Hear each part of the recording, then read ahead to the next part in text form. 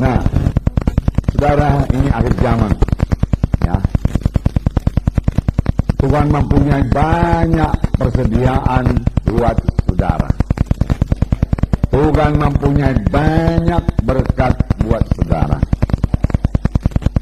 Karena Tuhan harus mengerjakan sesuatu yang besar pada akhir zaman. Tuhan harus membangunkan gerejanya pada akhir zaman. Tidak begini-begini saja pengantin Kristus. Pengantin Kristus yang akan diangkat Tuhan adalah gereja yang berkuasa, gereja yang berkembang dengan cepat, gereja yang suci, gereja yang keberkatan, gereja yang menang, gereja yang tidak sama dengan dunia ini. Itu yang akan diangkat oleh Tuhan untuk bertemu dengan Tuhan di awang-awang. Itu yang akan jadi pengantin Yesus. Jadi, saudaraku, harus ada banyak perubahan. Harus banyak penginjilan. Harus banyak pemuritan. Harus banyak jiwa-jiwa. Tidaklah begini kecil aja tubuh Kristus. Ditambah dengan gereja-gereja lain pun rasanya masih kurang besar juga. Amin, saudara. Nah, saudara, oleh sebab itu, saudara harus berani. Saudara harus berani. Saudara harus berani. Saudara harus berani. Amin. Berani apa, saudara? Berani berperang. Berani apa? Berani menyatakan kebenaran. Berani apa? Berani berkorban. Berani apa? Oke lah, semua betul lah, saudara. Berani mempercayai Tuhan buat perkara-perkara yang besar. Amin. Berani mempercayai Tuhan buat hal-hal yang besar. Berani mempercayai Tuhan buat hal-hal yang luar biasa. Berani mempercayai Tuhan buat mujizat-mujizat yang luar biasa pada akhir zaman ini. Kalau bukan dengan mujizat Tuhan, kita tidak bisa berbuat apa-apa. Kita harus berani mempercayai Tuhan untuk hal-hal yang tidak mungkin menurut manusia. Manusia berkata tidak bisa, tapi kita berani mempercayai Tuhan buat hal-hal yang mustahil. Karena Allah kita Allah yang besar. Karena Allah kita Allah yang ajaib. Karena ajaibnya masih berlangsung. Dan kita harus punya iman buat menerima mujizat Tuhan. Kita harus berani mempercayai Tuhan buat hal-hal yang ajaib. Buat hal-hal yang mujizat. Inilah waktunya. Bukan hanya berani mempercayai Tuhan buat hal-hal yang biasa, yang masuk akal kepada manusia ini, saudaraku. Berani mempercayai Tuhan buat hal-hal yang luar biasa. Amin. Karena Allah kita yang luar biasa. Saudara bernyanyi, Allahku luar biasa, Allahku luar biasa, Allahku luar biasa. Katakan Yesus terbesar, ya ajaib, ya mujizat. Saudara berani mempercayai mujizat Tuhan. Amin. Untuk mengerjakan pekerjaan Tuhan, untuk membangun sidang Tuhan. Berani mempercayai hal-hal yang ajaib, yang menurut pikiran saudara tidak mungkin. Tapi saudara bersandar kepada Tuhan. Nah, saudara, itulah dua yang ada pada Daud. Di mana semua orang berkata tidak mungkin, dia berkata bisa. Yang mempercayai mujizat Tuhan, mempercayai hal-hal yang besar dari Tuhan, dan Daud berhasil. Tiap hamba-hamba Tuhan yang mau berhasil harus memiliki pikiran yang seperti ini. Amin, saudara. Jangan biasa-biasa saja, saudara. Jangan biasa-biasa saja. Di masa krisis ini, satu kesempatan, saudara. Bukan seharusnya kita menjadi orang yang bertahan. Oke lah, asal jalan saja pun dulu jadilah, namanya lah masa krisis. Orang dunia pun berkata demikian. Bahkan orang dunia lebih lagi. Karena orang dunia berkata ini krisis, ini kesempatan. Masa krisis aku menang. Adalah sangat disayangkan kalau ada anak-anak Tuhan sampai berkata ini masa krisis, penginjilan dihentikan, kegiatan dikurangi. Saudaraku, penginjilan dikurangi, pembangunan dikurangi, dan lain sebagainya. Pekerjaan Tuhan dikurangi dan lain sebagainya. Tidak. Tuhan punya strategi pada masa krisis. Amin. Tuhan membuka jalan kalau kita punya iman. Sangat disayangkan kalau ada anak-anak Tuhan, apalagi hamba Tuhan, menjadi bingung pada saat ini, menjadi kekurangan pada saat ini. Tidak bisa kekurangan. Saya katakan pada saudara, tidak bisa. Pada masa krisis, di saat itu kita keberkatan. Saudaraku, pada bangsa Israel berkali-kali terjadi zaman krisis, tapi kemudian mereka mempercayai mujizat Tuhan. Pada zaman Elia terjadi krisis, kelaparan. Tetapi pada waktu itu mujizat Tuhan berlaku pada Elia. Elia berani mempercayai hal-hal yang ajaib. Elia berani mempercayai Tuhan untuk hal-hal yang tidak mungkin menurut pikiran manusia. Bukan hanya Elia, janda Sarfat itu mempercayai hal-hal yang tidak mungkin. Karena Elia berkata kepada janda Sarfat itu, berilah aku dulu roti, lalu tepungmu tidak habis-habis, minyak tidak habis-habis. Sekarang, dan janda itu percaya. Janda itu mengambil tepungnya, dia mengolahnya, dia mengaduknya, dia menuang minyaknya habis, dia mengambil tepungnya habis, sudah habis betul-betul. Lalu dia goreng, saudaraku, dan dia berikan kepada Elia. Sebab demikianlah firman Tuhan. Pegangannya apa? Demikianlah firman Tuhan, supaya mujizat terjadi. Demikianlah aku perbuat, supaya mujizat terjadi. Mujizat Tuhan sudah tersedia bagi saudara. Amin. Nah, mujizat Tuhan tersedia bagi saudara. Tapi ikuti cara Tuhan, kenal jalan Tuhan, supaya mujizat bisa terjadi, saudaraku. Kalau nggak kenal jalan Tuhan, mujizat tidak datang, berkat tidak datang. Saudaraku, lalu dia berikan saudaraku pada Elia. Elia memakan roti itu. Lalu dia berkata, buatlah kepada anakmu, buatlah kepada engkau sendiri. Lalu dia lihat tepung masih ada, minyak masih ada. Mujizat Tuhan sudah berlangsung. Amin. Mujizat Tuhan masih berlangsung. Amin. Mujizat Tuhan masih berlangsung. Sampai sekarang, untuk apa itu tuliskan? Sudah lewat ceritanya kan? Lebih daripada 4.000 tahun yang lalu, tak berapa ribu tahun yang lalu ini tuliskan. Untuk apa? Dan kita berani mempercayai hal-hal yang ajaib dari Tuhan.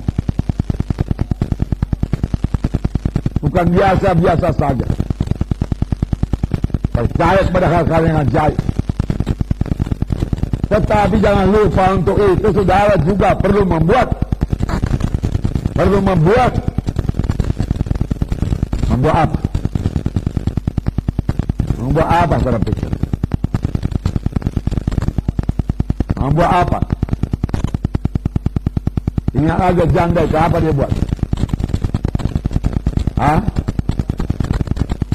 Kepada Tuhan lebih dahulu.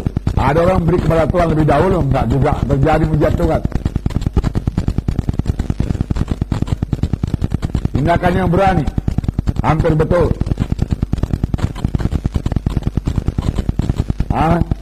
Dengarkan, dengarkan baik-baik.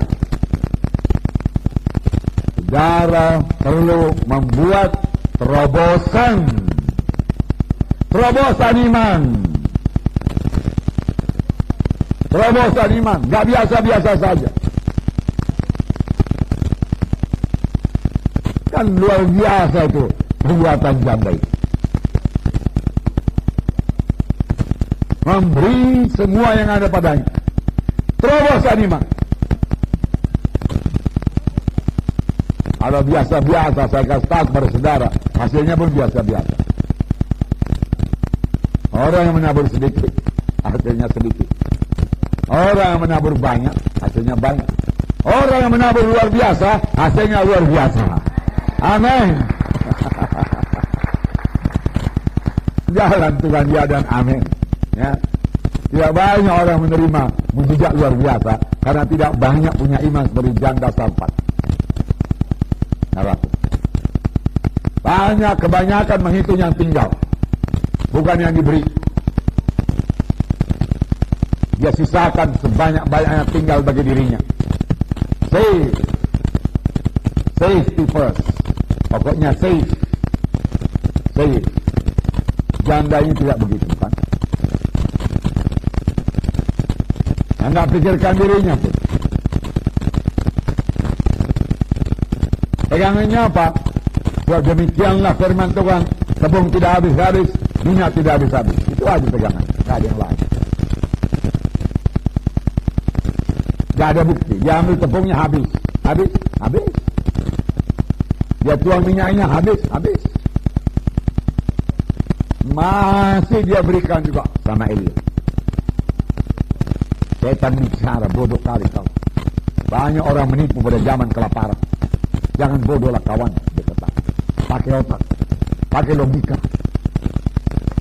Ya, pakai logika, dia kata.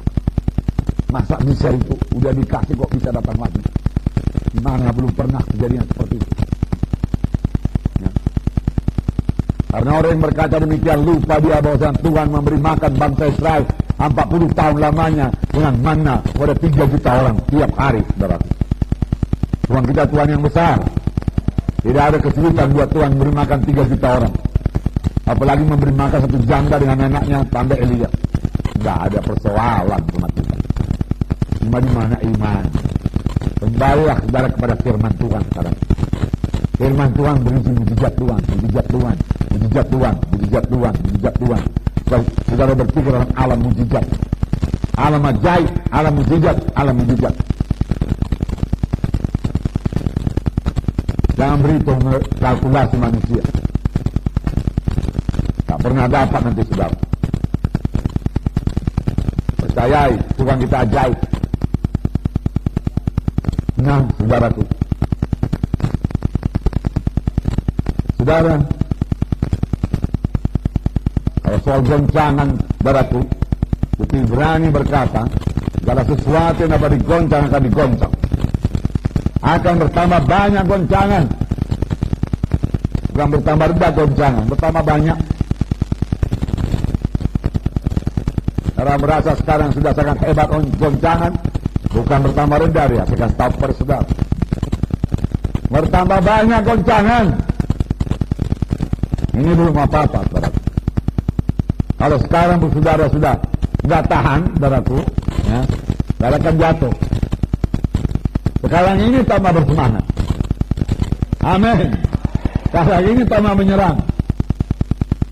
Ya, sekarang ini membuka gereja baru. Amin. Ya. Itu baru bisa bertahan. Baru menyerang.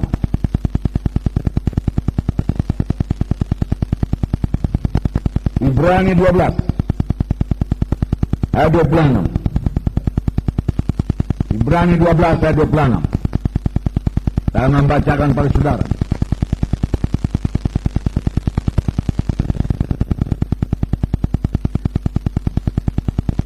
Ayat 26. Waktu itu suaranya menggoncangkan bumi. Tetapi sekarang ia memberikan janji, satu kali lagi aku akan menggoncangkan bukan hanya bumi saja, melainkan langit juga. Ungkapan satu kali lagi menunjuk kepada perubahan pada apa yang dapat digoncangkan. Karena ia dijadikan supaya tinggal tetap apa yang tidak tergoncangkan. Supaya tinggal tetap apa yang tidak tergoncangkan. Apa yang tidak goncang, saudara sekarang ini? Firman Tuhan, gereja pun digoncang. Baca di koran. Ini semua digoncangkan Tuhan supaya tinggal nanti yang tidak bisa digoncangkan. Untuk saringan Saudara, jadi ini merupakan kesempatan. Katakan kepada saudara, ini merupakan kesempatan. Orang yang sudah digoncang itu perlu pegangan. Saudara, orang yang digoncang dukun santet itu perlu pegangan. Ketakutan dia itu, ketakutan. Saudara, saudara cerita firman Tuhan kepadanya dalam urapan Roh Kudus, saudara. Roh Kudus juga bekerja membawa dia kepada keselamatan. Tapi jangan lupa urapan Roh Kudusnya. Jangan lupa urapan Roh Kudusnya. Amin.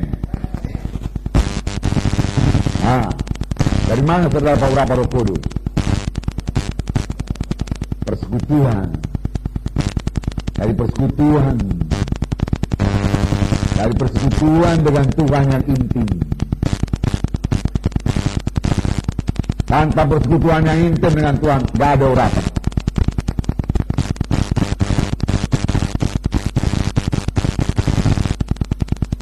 Dari mana saudara hikmah rohani itu bersaksi? Dari persekutuan. Dari persekutuan. Dari persekutuan dengan Tuhan. Sama sebagaimana Nuh hidup bergaul dengan Tuhan. Hidup bergaul dengan Tuhan. Hidup bergaul dengan Tuhan. Dan Nuh berbuat perkara yang besar. Dan Nuh bisa dipercayakan Tuhan. Nuh bisa dipercayakan Tuhan dengan harta. Sampai dia sanggup membangun bahtera yang demikian besar.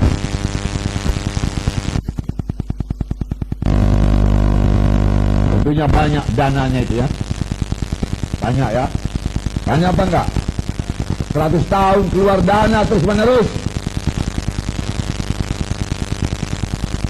Berapa perlu? Beli kayu, beli ini. Perlu bikin ini, beli. Luar biasa kan?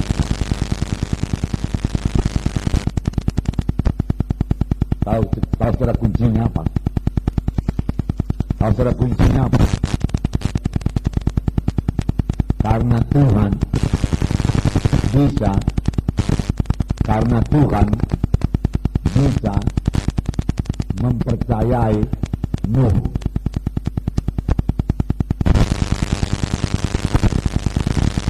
Tuhan kasih dompetnya buat Nuh. Nah, Nuh, berapa kau perlu untuk pekerjaan? Kau ambil.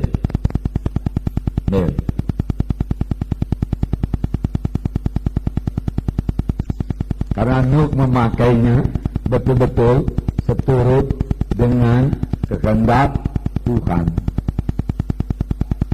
Banyak hamba Tuhan nggak bisa dipercayai Tuhan.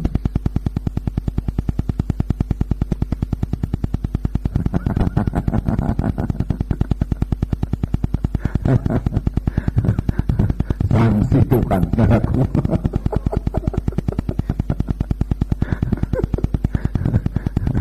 Jadi nanti pekerjaanku ini kalau kau kasih uang sama dia.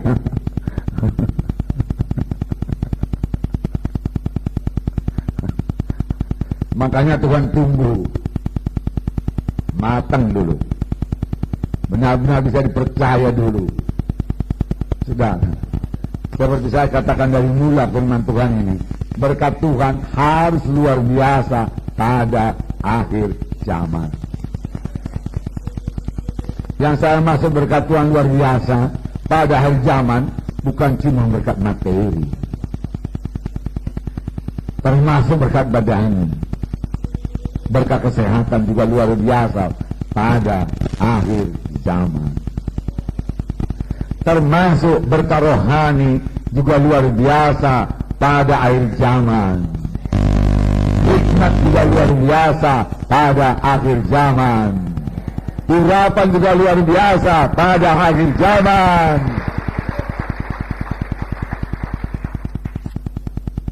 Tapi apakah Tuhan bisa mempercayai? Tuhan ngerti bahwasanya Tuhan mau memberkati. Kita membatasi kuasa Tuhan, Kita yang membatasi kuasa Tuhan yang tidak terbatas. Selamanya kuasa Tuhan tidak terbatas. Kita yang membatasi.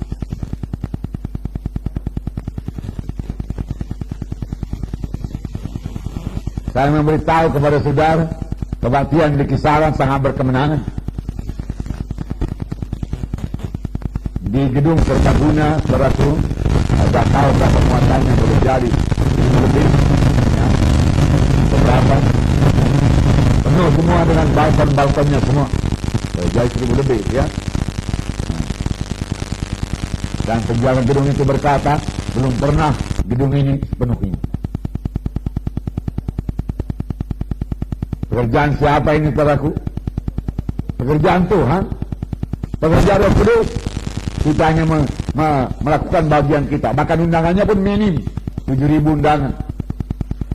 Yang hadir, saudaraku, 1.500, 1.200.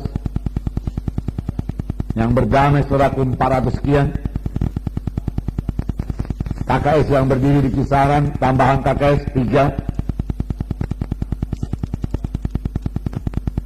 Jiwa-jiwa datang. Karena kita mempercayai perkara yang besar. Dari Medan sudah percaya, sudah bersemangat, pasti berkemenangan. Tuhan mengirimkan jiwa-jiwa, Roh Kudus sudah bekerja. Mengapa? Karena doa sudah dijalankan, perang rohani sudah dijalankan. Perang rohani sudah dijalankan dan sudah dimenangkan. Perang rohani sudah dimenangkan. Kisaran sudah direbut dulu dalam doa. Lalu kita cari tempat kebaktian. Selesai KKR, saudaraku. Tengah hari kami mencari dengan Supratman, saudaraku. Karena dia berbahasa Cina, dia memang orang Cina, saudaraku. Ya. Saudara, barangkali dari 10 ruko kami tanya, saudaraku.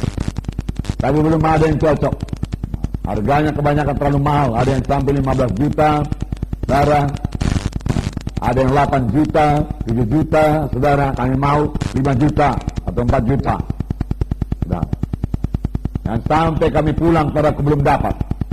Supratman masih mencari lagi kira-kira 1 jam lagi setelah kami pulang.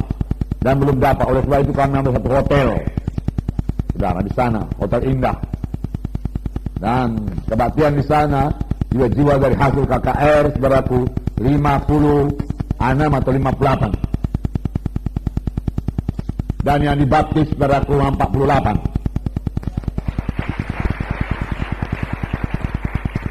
Dan di Rantau Perapat segera berdiri, sudah berdiri, saudaraku, di kotanya 10 KKS baru. Bisa cepat kan, saudara? Bisa ya, cepat ya. Nah,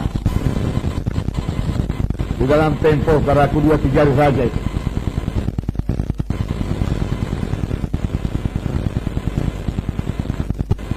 Saya yakin dalam tempo 2 bulan sudah 100 jiwa itu.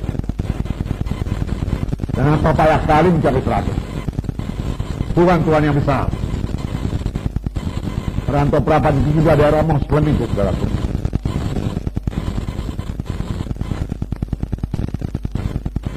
Saya kepingin karena gereja besar. 500, 600, 1000. Amin, saudara. Itu iman saya, saudaraku. Dan saya masih bergiat mau berangkat ke sana.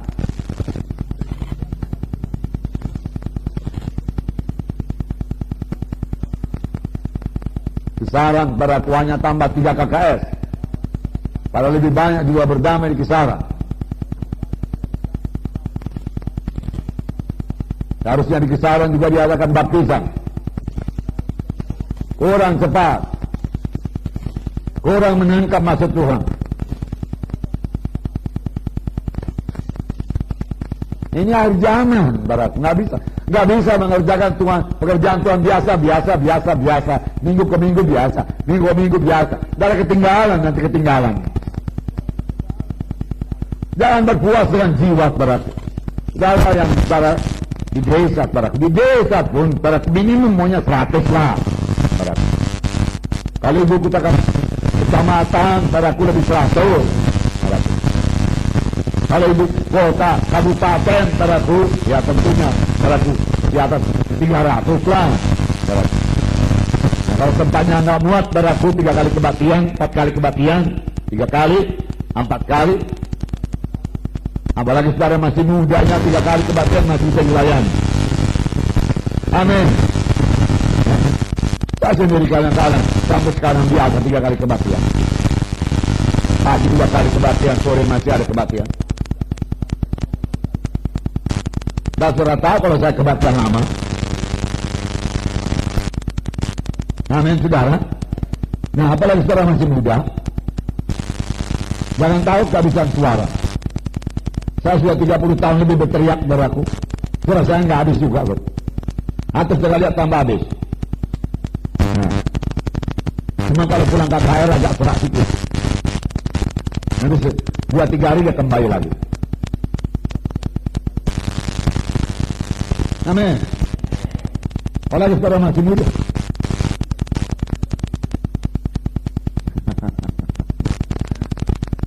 Bisa. Amin. Segala sesuatu yang dapat digoncang akan digoncang. Digoncang. Entahkah Tuhan yang menggoncang atau Tuhan mengizinkan setan menggoncang, saudaraku, supaya tinggal yang tidak tergoncangkan. Gereja adalah tubuh Kristus. Amin. Dan saling telah menolong, saling menopang, yang kuat menolong yang lemah. Tubuh Kristus.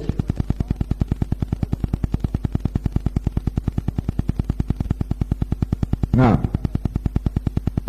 saudara sudah dapat firman Tuhan mengenai tubuh Kristus? Sudah? Bulannya lewat? Bukan. Ada bulannya lewat. Supaya jangan pindah-pindah gereja. Ya? Hah? Gereja lokal. Misteri Tuhan. Rahasia Tuhan. Ya? Tujuan kekal dari Allah yang kekal. Yaitu tubuh Kristus. Sudah ya? Nah itu untuk gereja. Supaya tinggal yang tidak tergoncang. Jangan lupa Daniel 11 ayat 32. Di sini dikatakan umat yang mengenal Tuhannya akan kuat. B 32b. Tetapi umat yang mengenal Allahnya akan tetap kuat dan akan bertindak. Tetapi umat yang mengenal Tuhannya akan tetap kuat dan akan bertindak. Benarnya firman Tuhan ini berkata, umat yang mengenal Tuhannya akan tetap kuat dan mengadakan ledakan dan mengadakan kejutan. Ledakan, kejutan. Amin. Ini dia bagian saudara. Mengadakan kejutan, mengadakan ledakan.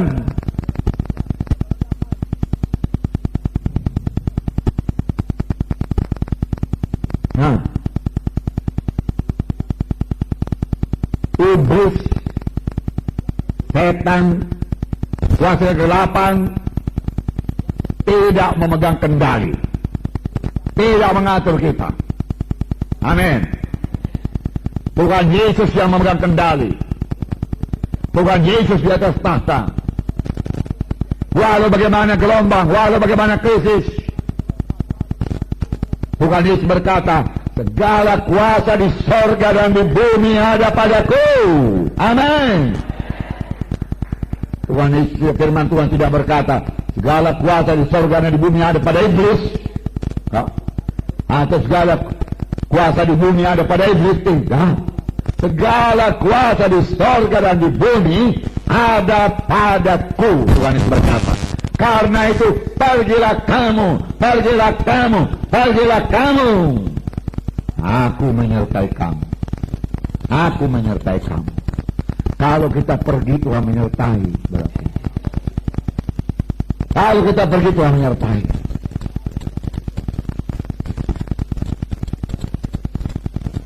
Pergilah kamu. Aku menyertai sampai ke sebelah Allah. Bergerak, bergerak. Nah, saudara, dan firman Tuhan berkata kita lebih daripada orang-orang yang menang. Kita lebih daripada orang-orang yang menang. Amin. Ayo bangunlah, saudara. Bangunkanlah iman saudara. Lalu suara Goliatnya, saudaraku. 1 Samuel tadi ya. 17, saya baca pada saudara. 1 Samuel 17, ayat 1 sampai 3. Udah dibaca? Udah, oke. Jadi bangsa Israel berperang dengan bangsa Filistin. Oke. Yang menjadi persoalan, saudaraku, bangsa Israel nggak ada senjatanya. Jadi baca dari tukang besi pun nggak ada. Ini kehendak setan. Supaya anak-anak Tuhan jangan punya senjata. Jangan punya senjata. Bisanya seorang hamba Tuhan atau seorang anak Tuhan sampai ke sorga, tetapi hidupnya jatuh bangun. Pelayanannya jatuh bangun. Bisa juga sampai ke sorga sebagai menerusi api. Tetapi saya nggak mau demikian. Saya mau bergerak dari kemenangan kepada kemenangan. Amin. Ya. Jangan tanpa senjata. Saudaraku, sebagai prajurit, saudaraku harus punya senjata. Amin. Punya senjata.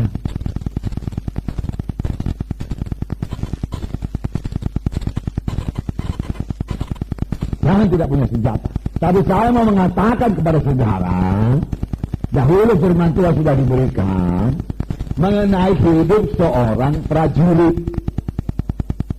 Kan perang ini masih berlangsung. Atau sudah berhenti perang ini? Masih berlangsung. Saya bukan cuma berperang di rantau perawan. Hari ini pun saya masih berperang. Karena setan masih menyerang. Firman Tuhan berkata, setan, iblis, seterumu itu sebagai singa yang mengaum-ngaum, mencari siapa yang dapat ditelannya. Termasuk kita ini hamba-hamba Tuhan, target-target setan ini. Digoda setan, tipu setan, kan dia penipu. Digodanya, dia jatuh kepada dosa. Digodanya, supaya ini yang paling banyak, dengarkan baik-baik. Digodanya, supaya kita hidup dalam kehendak daging. Digodanya supaya kita berpikir menurut cara berpikir manusia. Digodanya kita, diajaknya kita supaya kita hidup sama seperti orang dunia, berpikir seperti orang dunia, berjalan seperti orang dunia, bertindak seperti orang dunia, tanpa senjata. Kalau demikian, mengapa? Karena prajurit perlu disiplin. Prajurit perlu disiplin. Sedikit saya dengar tadi apa yang Tobin katakan. Kalau saya tidak salah dengar tadi, pikir, jangan malas berpikir, bangkit dalam pikiran rohani. Begitu kira-kira. Nah, saya baru nyampe.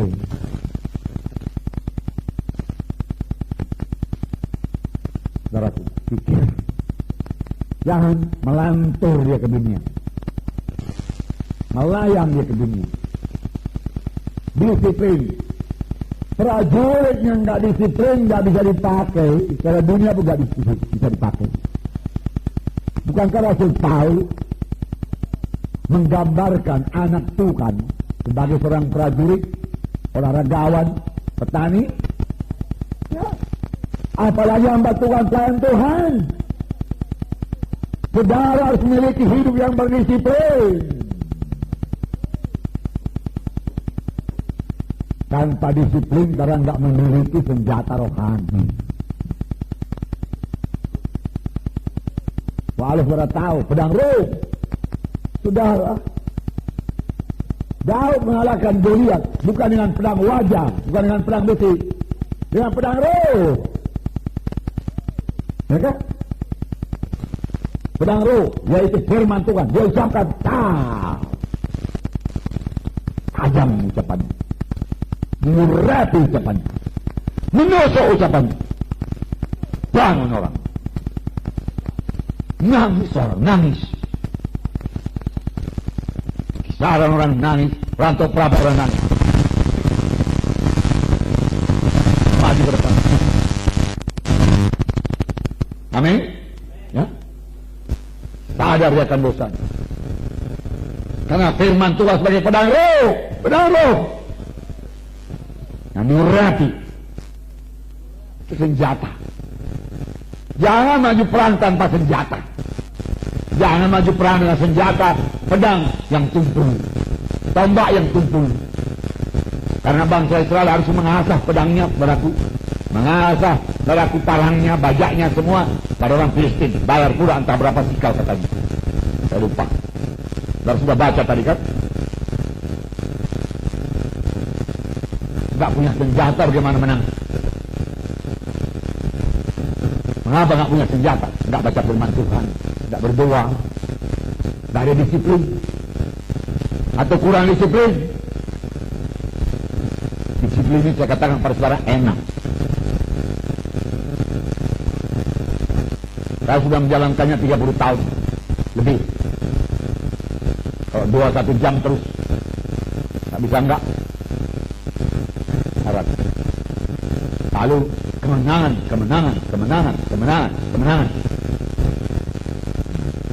Enggak jatuh bangun. Jatuh bangun pun bisa ke surga, saya katakan tadi. Ya, enggak ada apa-apa. Syukur-syukur kalau tercampaknya waktu bangun. Surga. Kalau tercampaknya waktu jatuh dalam dosa ke neraka. Jadi besar juga risikonya itu jatuh bangun. Kita dalam dunia ini pun enggak berhasil, pelayanan enggak berhasil, pelayanan miskin, lalu menjadi permainan setan, ketawaan orang dunia.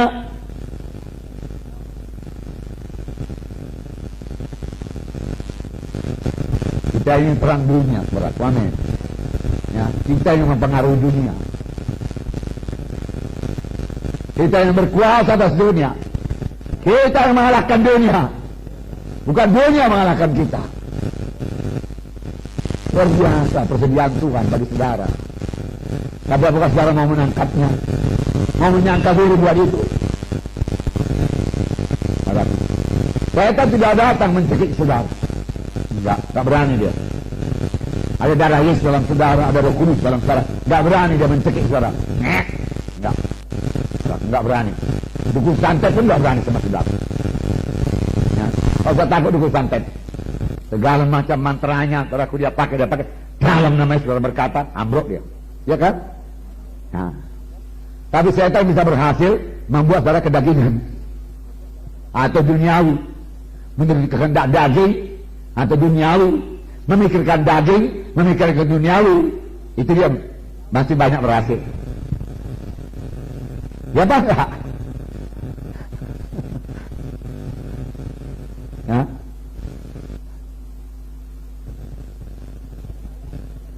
Nggak mempercayai kuasa Tuhan, nggak mempercayai mujizat Tuhan.